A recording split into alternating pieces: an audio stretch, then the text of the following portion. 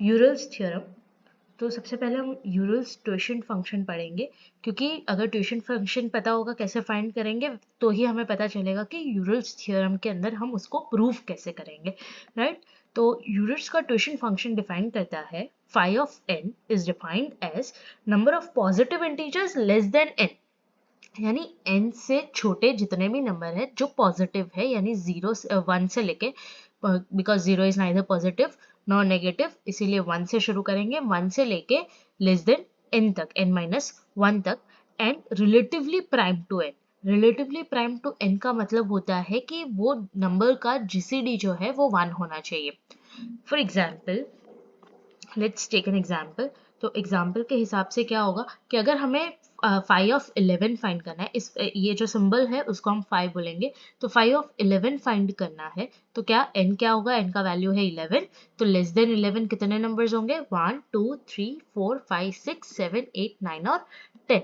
अब क्या फाइंड करना है, एंड कंडीशन है ना, and relatively prime to n, मतलब लेस देन n भी होना चाहिए और रिलेटिवली प्राइम टू n भी होना चाहिए। तो रिलेटिवली प्राइम टू n मतलब जीसीडी ऑफ जो भी लेस देन नंबर है, कॉमा जो भी n वैल्यू है वो 1 होना चाहिए। तो जीसीडी ऑफ 1, 11 इज 1, तो that is relatively prime. GCD of 2, 11 is also 1, तो वो भी रिलेटिवली प्राइम है। ऐसे जीसीडी ऑफ 3, 11 4, 11 5, 11 सबके जीसीडी फाइंड करना है।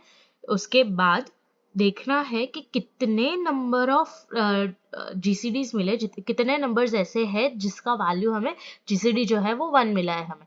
तो 1 2 3 4 5 6 7 8 9 10 10 वैल्यूज है जिसका जीसीडी हमें 1 मिला है। तो phi of 11 is 10। Okay, let's take another example. अगर हम phi of 8 की बात करें, phi of 8 फाइंड करना है, तो 8 से कम नंबर कौन कौन से होंगे, 1 2 3 4 5 6 एंड 7, राइट। तो GCD of 1 and 8 is 1, GCD of 2 and 8 is 2, not equal to 1, right. यहाँ पे क्या है, जीसीडी ऑफ 2 और 8 जो है वो हमें मिल रहा है 2, तो वो एक रिलेटिवली प्राइम नंबर नहीं हुआ, क्योंकि जीसीडी 2 है, 1 होना चाहिए हमेशा, तो ही वो रिलेटिवली प्राइम होगा। 3 और 8 जो है वो 1 है, तो वो रिलेटिवली प्राइम है। 4 और 8 4 मिलेगा, तो वो रिलेटिवली प्राइम नहीं है। वैसे ही 5 और 8 1 है, तो वो रिलेटिवली प्राइम है। 6 और 8 2 मिलेगा, तो वो रिलेटिवली प्राइम नहीं है। 7 और 8 1 मिलेगा, तो वो रिलेटिवली प्राइम है, राइट। तो इसमें कितने नंबर्स है जो रिलेटिवली प्राइम है, 1 2 3 एंड 4।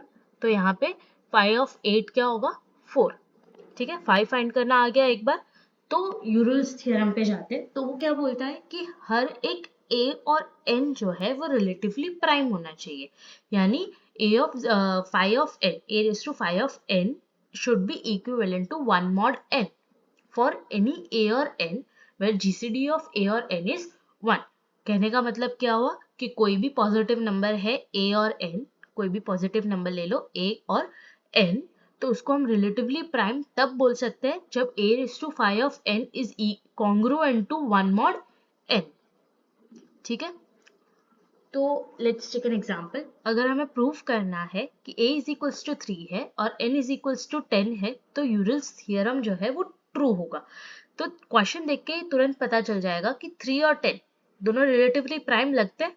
यस, दोनों रिलेटिवली प्राइम है, तो ये एल्गोरिथम जो है वो ट्रू होगा, ठीक है।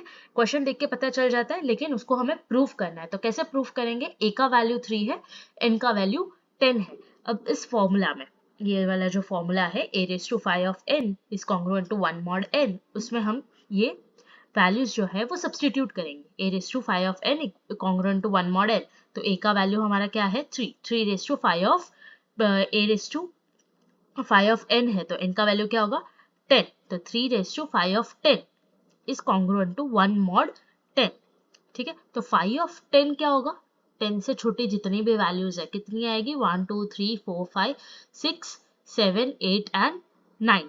तो उसमें कितने वैल्यूज ऐसे हैं जो रिलेटिवली प्राइम है, 4 ऐसे वैल्यूज है जो रिलेटिवली प्राइम है, तो phi of 10 होगा 4, ठीक है। तो 3 raised to 4 डायरेक्ट वैल्यू ले लेते हैं, 3 raised to 4 is 81, 81 is congruent to 1 mod 10, yes, 10 8 जा 80, रिमाइंडर मिला हमें 1, तो that is correct. Therefore Euler's algorithm is true for a is equals to 3 and n is equals to 10। दूसरा example लेते हैं कि अगर a का वैल्यू 2 है और n का वैल्यू 10 है तो क्या यूरल्स एल्गोरिथम ट्रू होगा? अब ये भी क्वेश्चन पे से तुरंत पता चल जाएगा। 2 और 10 जो है वो रिलेटिवली प्राइम है नहीं है, तो यहाँ पे यूरल्स एल्गोरिथम जो है वो ट्रू नहीं होगा, लेकिन उसको प्रूफ करना पड़ेगा। तो कैसे प्रूफ करेंगे? अगर a का वैल्यू 2 है, n का वैल्यू 10 है, तो क्या होगा 2⁵ ऑफ 10, राइट। अब 5 ऑफ 10 क्या है? 4 है, तो 2⁴ क्या होगा? 16। Is 16 congruent to 1 mod 10? 10 1 जा 10, रिमाइंडर 6 बचता है, 1 नहीं बचता है, राइट, 6 बचता है, तो यहाँ पे ये ट्रू नहीं है। आई बात समझ में? तो ये था यूरल्स थ्योरम।